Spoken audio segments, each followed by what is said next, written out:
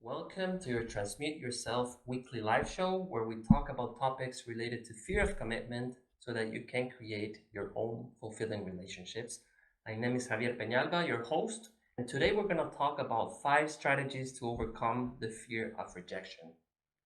This is, in a way, a continuation from the previous event, the previous video that I did, which was about the relationship between fear of rejection and fear of commitment. So if you haven't watched that video, I'm gonna insert it into the description of this video or into a comment so that you can watch that one, and that will give you a better idea of what we're talking about here, specifically and especially about the part or the link between fear of rejection and fear of commitment. But today we're going to focus more on the five strategies to overcome or to help you with the fear of rejection. Now, in the previous event, the conclusion was that there is a huge link between fear of commitment and fear of rejection, and that the fear of rejection is sometimes very hard to tell, is very subtle in people with a fear of commitment, because it can be felt sometimes a little bit like being cold or like some sort of confidence or even arrogance. But deep inside there can be a fear of creating a bond with other people, or also creating an emotional connection with projects or with anything that can lead in the end to a rejection or a fear of failure. Anything where you need to perform, that can be linked to a fear of being rejected by yourself and also by other people. So again, I recommend you to go back to that. Not only if you have fear of commitment, but in general, because there's a big link also with fear of failure, for example. Now, regarding today's event, right, and the 5 strategies that I wanted to talk about, the first one is to create awareness around your fear of rejection. Especially if you have fear of commitment, this acknowledging that you have fear of rejection is sometimes not easy. Again, because it's hidden. It's something that you would not necessarily even know. Or if you do, you sort of put it aside and you just disregard it. But to break the walls that you have built around your heart, the first step is actually to recognize it and to tell yourself, all right, I know that I'm feeling a little bit of a fear of being rejected. And I recommend that you notice yourself. You really go within at those moments in which you're having some type of connection with someone. Let's say that you're meeting someone new and you feel that you're having a connection.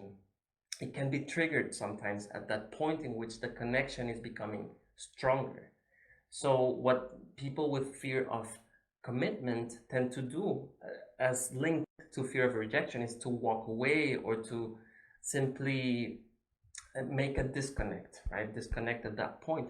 So if you notice that, and if you go beyond whatever you're feeling superficially, you might find there that fear of rejection. So acknowledge it, really recognize it, and creating awareness about it is not simply acknowledging and feeling it, but also you can ask yourself, what is it about myself that I am rejecting? This is important because when we fear rejection, it's not only that we fear others reject us, but that fear of rejection starts from yourself. You are rejecting yourself or something about yourself that you fear other people will do as well, or will find out about you and might reject you.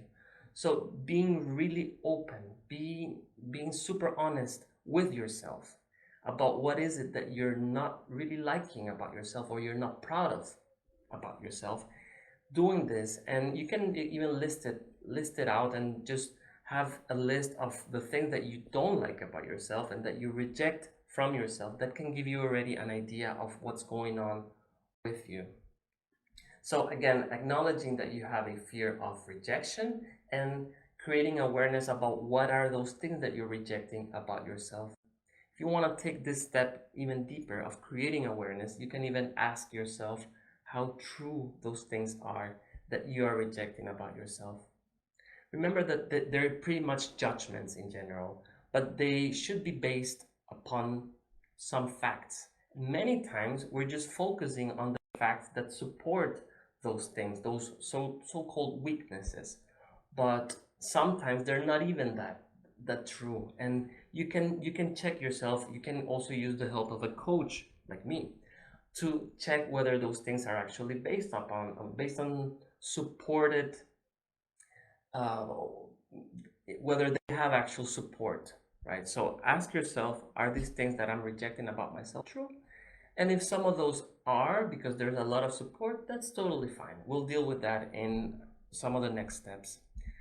All right, so the next step is to, after you have acknowledged your fear of your fear of rejection and the things that you reject about yourself, the next step is to accept and fully embrace these things.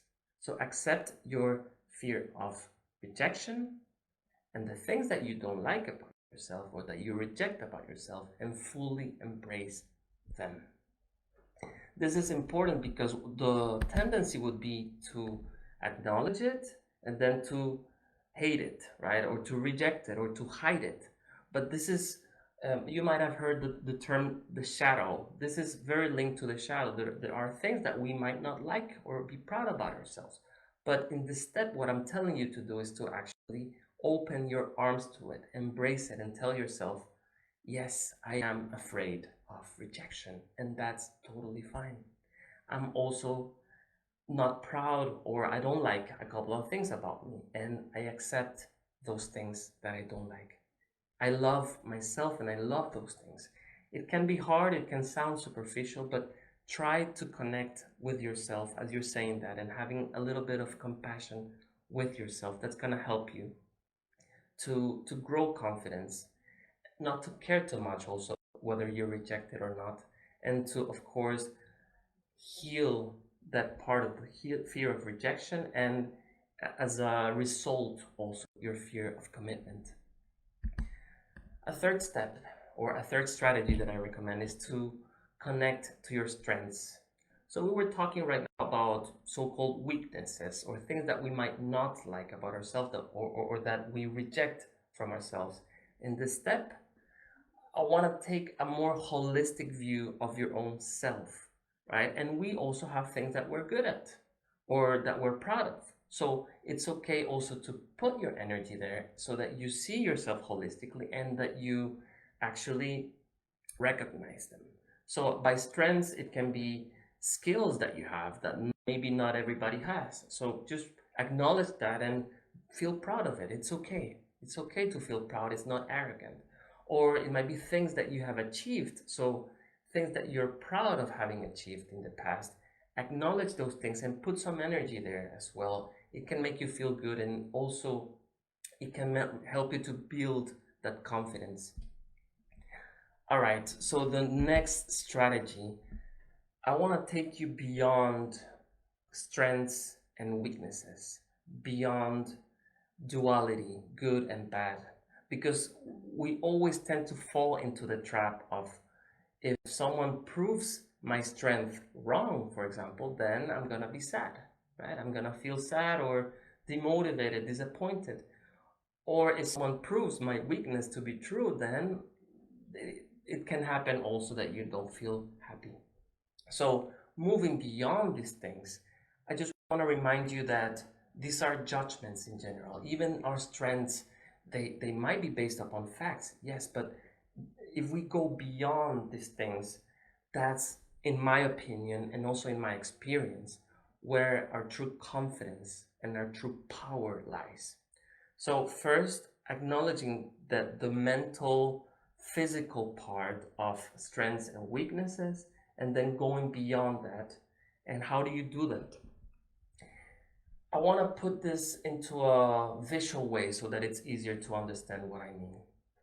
I see ourselves a little bit like, let's say, a whirlwind or a hurricane, where there's a moving dimension, a dimension that's around, like the spiral around the hurricane, that's always moving, right? That can be our thoughts, our judgments about ourselves, our strengths and weaknesses that can vary from one moment to another.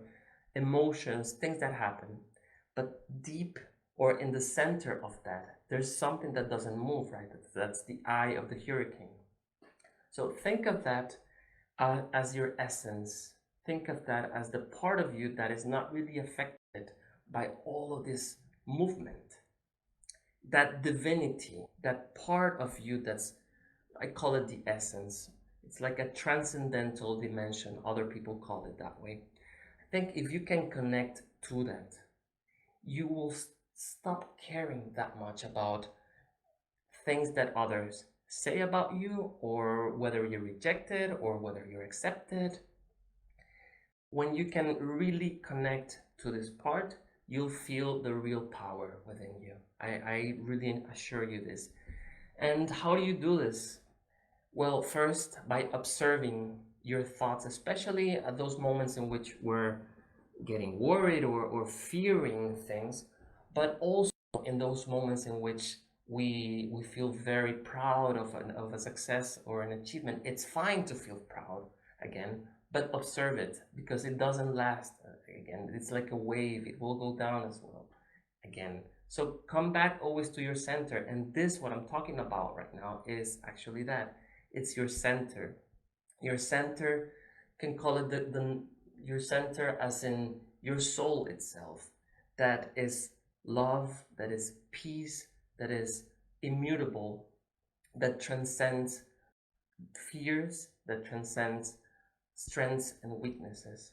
You can connect to this through meditation, through simple being aware in your day to day about yourself, about your thoughts, taking that place of the observer. You can also, well, if you like to pray, for example, or simply to contemplate nature, you can observe the thoughts coming by and go and connect or anchor yourself to this part. And I assure you, if you can do this consistently, on top of the other things that I'm talking about, which are more going deep into those thoughts and to the emotions, that's a little bit of working around that spiral, right? And that's important. That's part of what we do on earth, to understand ourselves as in our egos and our thoughts, and why we do the things we do. And that's fine, that's super useful. But if we forget about that being part, that part that is more transcendental, then all those other things can still have a big effect in us. So that's my recommendation as a step number, or strategy number 4. All right. And the 5th strategy that I want to recommend is, this is especially for people with fear of commitment, to focus on the other person's feelings. This may sound a little bit strange, but what tends to happen many times is that people with fear of commitment, they can have a low self-esteem.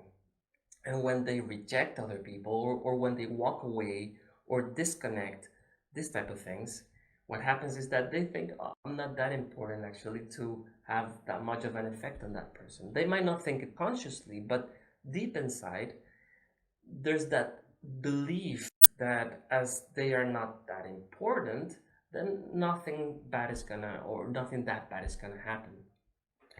That's not true. You are valuable. You are a person that can actually have an effect on other people, and that can hurt other people. You can hurt that person that you just walk away from, or that you disconnect from. So if you focus for a moment on the other person's feelings, if you have compassion, if you can feel for a little bit what the other person might be feeling, that sadness or whatever it is, then that can create, actually, that can open your heart.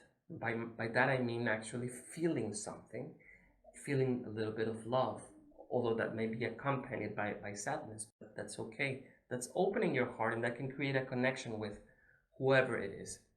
And that also takes you out of your own self-protection mechanism of running away, of fighting, being mean, or whatever it is that you're doing usually when you feel that you might be rejected, or when you're just applying fear of commitment strategies that I've talked to in other videos. So focusing on the other person's feelings to create a little bit of compassion and create that connection. That's the fifth strategy. A sixth one, which is not included in the title, but I would say is important as well, and it's like an extra, is to practice. To practice anything that you are afraid of that can create, that can trigger your fear of rejection. Is it, for example, talking to new people? Or is it engaging in a new type of project?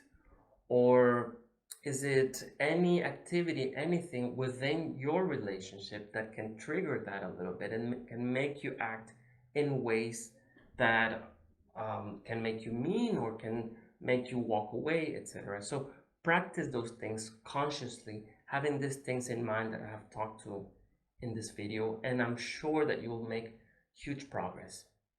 All right, so this has been today's video. I hope that you have liked it. If you have, I invite you to hit on like, to share with people, to comment, and I appreciate you being here. Thanks a lot, and talk to you very soon.